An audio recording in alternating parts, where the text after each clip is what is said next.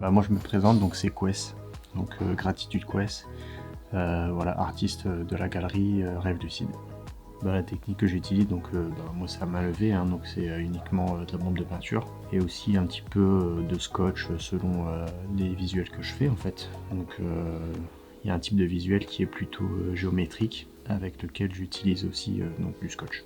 Principalement depuis Transition en fait. C'est Transition qui était le marqueur pour développer un peu ce style-là, le style un peu géométrique avec le rappel de tissu et mes inspirations un peu africaines que j'intègre un peu dans mes peintures. Dans mon style aussi, il y a un second volet en fait qui est Monsieur Gratitude, qui est un personnage que j'ai créé, qui est un petit bonhomme avec le sourire, un grand sourire qui est censé illustrer le sentiment de gratitude.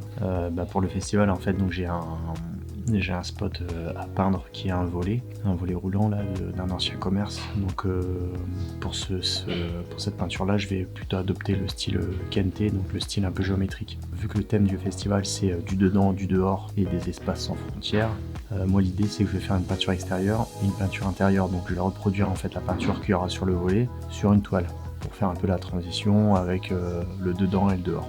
Les cultures urbaines elles sont un peu trop en marge et du coup montrer aux gens que c'est pas que des tags et que c'est pas que de la dégradation, c'est pas mal aussi. Donc ça fait rentrer un petit peu de la rue un petit peu chez les gens finalement. Ce que j'aime là-dedans, c'est que ça permet un peu d'être, c'est un peu de la libre expression en fait, hein. Finalement, on est bombardé de publicité dans tous les sens et là, c'est un peu faire notre propre publicité, s'approprier un peu l'espace urbain.